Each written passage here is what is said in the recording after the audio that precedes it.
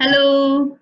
हाँ, तो पिछले वीडियो में आपने फेडरलिज्म के फीचर्स देखे थे, अच्छे से समझ लिया, बहुत ही इम्पोर्टेंट है। अब आगे हम यहाँ से स्टार्ट करते हैं द एग्जैक्ट बैलेंस। देखिए बच्चों, जो फेडरलिज्म है वो हर कंट्री की अलग-अलग उनकी सिचुएशन होती है कि किस तरह से वो फेडरलिज्म उन्होंने अडॉप्ट करी है। तो जो टाइप्स है फेडरलिज्म के क्या होते हैं वो मैं आपको इस वीडियो में बताऊंगी। The exact balance of power between the central and the state government varies from one federation to another. कि जो सेंट्रल और स्टेट गवर्नमेंट में बैलेंस ऑफ पावर किस तरह से है, ये अलग-अलग फेडरेशन में अलग-अलग होता है। मतलब ऐसा नहीं कह सकते कि एक फेडरल कंट्री है, दूसरा है, तो दोनों में सेम तरह का बैलेंस ऑफ पावर सेंट्रल और स्टेट में डिवाइड होगा, ऐसा नहीं होता है। ठीक है? This balance depends mainly on the historical context in which the federation was formed. ये बैलेंस किस पे डिपेंड करता है? उनके हिस्टोरिकल कॉन्टेक्स्ट पे, मतलब कि वो जो फेडरेशन है वो कैसे फॉर्म हुआ। There are two kinds of routes through which federation have been formed. दो तरीके होते हैं फेडरेशन फॉर्म होने के, या हम इसे कह सकते हैं कि टाइप्स ऑफ फेडरेशन जब आपसे पूछा जाए एग्जाम में तो आपको ये दो टाइप्स बताने हैं।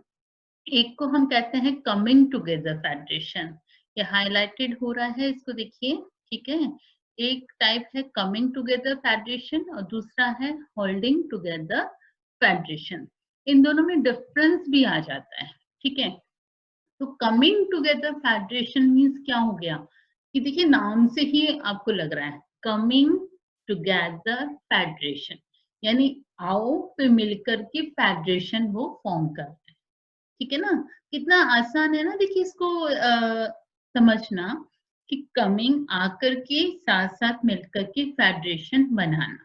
तो इसमें क्या होता है कि जो कुछ स्टेट्स क्या होते हैं मिल करके खुद चला करके आते हैं, कई स्टेट के साथ मिलते हैं, आपस में वो बातचीत करके एक फेडरेशन बनाते हैं। ठीक है, यानी यूनाइट होते हैं। ठीक है, जैसे कि यूएसए आप एग्जांपल है, इसको फुल फॉर्म भी देखें, यूनाइटेड स्टेट ऑफ अमेरिका, यानी यूनाइटेड है किस चीज का? स्टेट्स का ना, कई स्टेट आपस में यूनाइटेड हुए हैं। तो इसे कहते हैं कमिंग टुगेदर फेडरेशन, की वो आपस में आकर के फेडरेशन बना रहे हैं।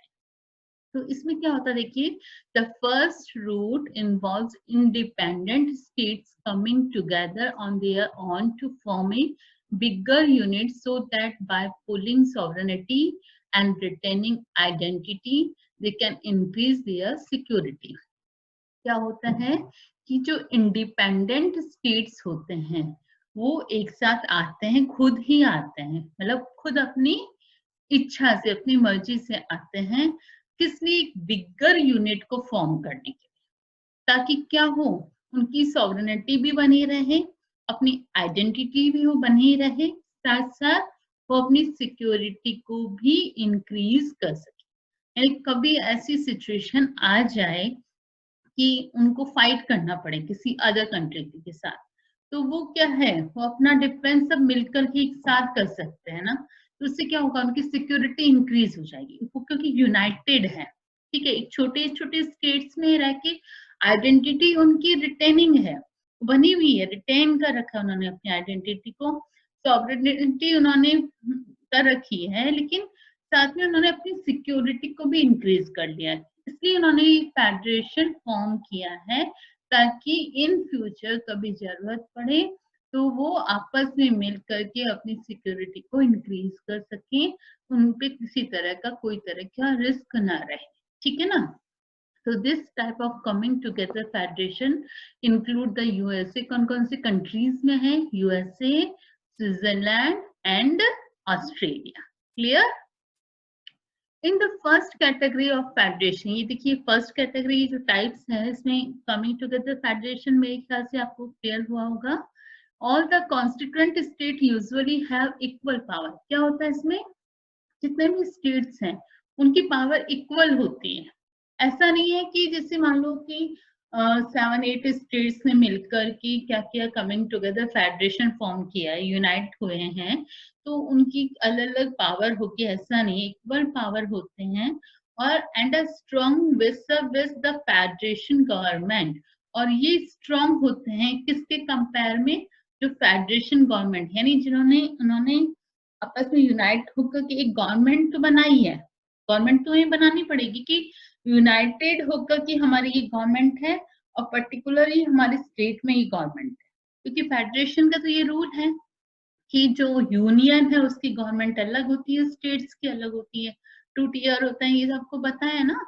तो उससे क्या होगा, यूनाइटेड होकर कि उन्होंने अपनी एक गवर्नमेंट बनाई, बट वो गवर्नमेंट जिसे फेडरल गवर्नमेंट कहेंगे, ठीक है, उस फेडरल गवर्नमेंट के कंपेयर में ये स्टेट ज्यादा पावरफुल और स्ट्रांग होते हैं, ठीक है। तो कमिंग टुगेदर फेडरेशन में आपको ध्यान रखना पड़ेगा कि किस वजह से उन्होंने फेडरेशन बनाई है, अपनी सिक्योरिटी को इंक्रीज करने के लिए, सॉवरेनिटी को पुलिंग करने के लिए, और आइडेंटिटी को रिटेन करने के लिए। और इसमें स्टेट्स जो हैं वो इक्वल पावर रखते हैं और फेडरल गवर्नमेंट की कंपेयर में ज्यादा स्ट्रॉन्ग होते हैं, ठीक है। अब सेकंड जो आता है, होल्डिंग टुगेदर फेडरेशन। इसको भी नाम से ही रिकॉल करिए कि होल्डिंग टुगेदर फेडरेशन, यानी उन्होंने क्या किया है, होल्ड कर रखा है। मीन्स इसमें क्या हो रहा है कि एक कंट्री में ही जैसे अलग अलग स्टेट्स हैं, कंट्री काफी बड़ा है, उसमें अलग अलग स्टेट्स हैं, तो वो जो स्टेट्स हैं उन्होंने क्या किया है, उस कंट्री की वो जो कंट्री का जो सेंट्रल गवर्नमेंट है उससे जो पावर है स्टेट में गई है, ठीक है। और कॉन्स्टिट्यूशन में वो मेंशन है, बट इसमें क्या होता है कि सेंट्रल गवर्नमेंट ज्यादा पावरफुल रहता है स्टेट की कंपेयर, ठीक है। ये एक डिफरेंस कमिंग टुगेदर फेडरेशन और होल्डिंग टुगेदर फेडरेशन में ध्यान रखिए कि कमिंग टुगेदर में तो एक साथ आकर के उन्होंने फेडरेशन को फॉर्म किया है।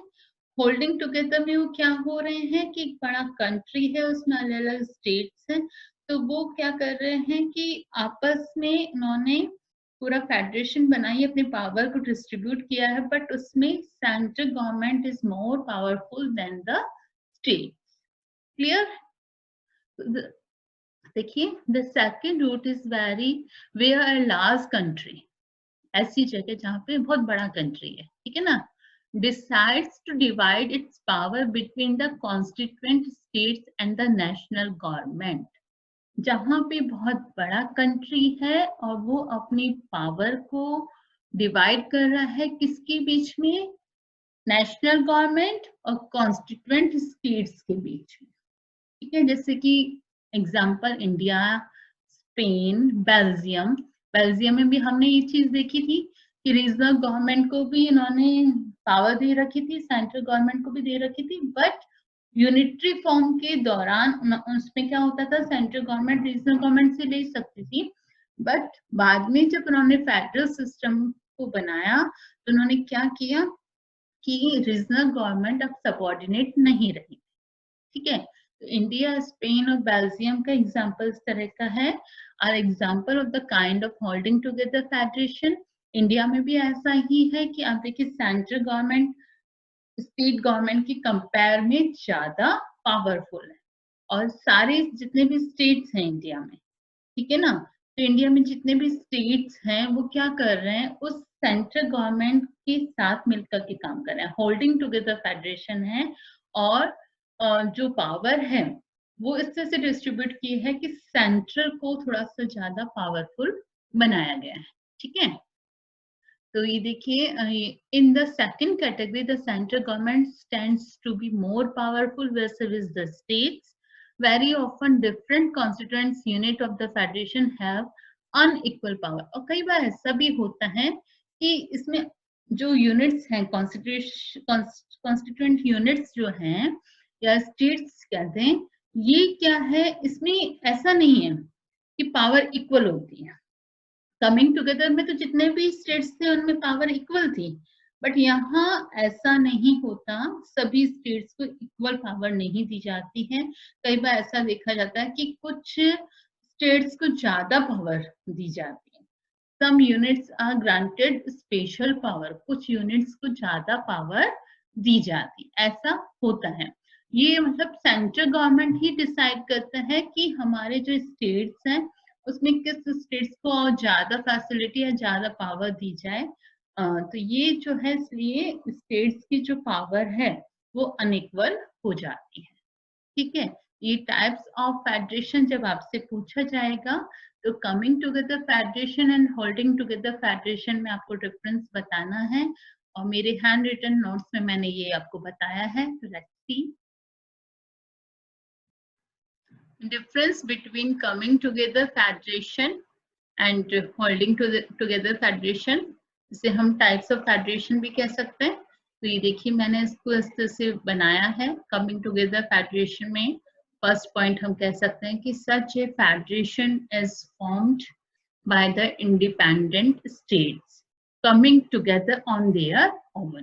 ठीक है, कि खुद ही स्टेट्स आ रहे हैं अपनी इच्छा से और एक साथ मिलकर के वो क्या कर रहे हैं, फेडरलिज्म बना रहे हैं। They unite to strengthen their sovereignty, retain their identity and increase their security। किस वजह से वो यूनाइट हुए हैं? अपनी सॉवरेनिटी को स्ट्रेंथ मजबूत करने के लिए, ठीक है, रिटेन देयर आइडेंटिटी, अपनी आइडेंटिटी को बनाए रखने के लिए, और अपनी सिक्योरिटी को और ज्यादा बढ़ाने के लिए। क्लियर? जबकि होल्डिंग टुगेदर फेडरलिज्म में क्या होता है? Such a federation is formed by a large country that decides to divide into its power between the constituent states and the national government। एक बड़ा कंट्री क्या करता है कि वो अपनी पावर को कॉन्स्टिट्यूएंट स्टेट्स और नेशनल गवर्नमेंट में डिवाइड कर लेता है। Second point, coming together federation, all states have equal power and are strong, वैसा वैस द सेंट्रल गवर्नमेंट, जितने भी स्टेट्स हैं उनकी पावर इक्वल होती है और कंपैरेटिवली सेंट्रल गवर्नमेंट की ज्यादा स्ट्रांग होते हैं। ठीक है, देखिए मैंने यहाँ पे एक बनाया है कि सेंट्रल गवर्नमेंट है और ये जितने भी रेड कलर से सर्कल्स हैं ये सारे स्टेट्स खुद आकर के, एरो सेंटर की तरफ, इट मीन्स वो खुद स्टेट्स अपनी इच्छा से आकर के मिल रहे हैं और यूनाइट हो रहे हैं। ठीक है, जबकि आप ये देखिए कि आपका जो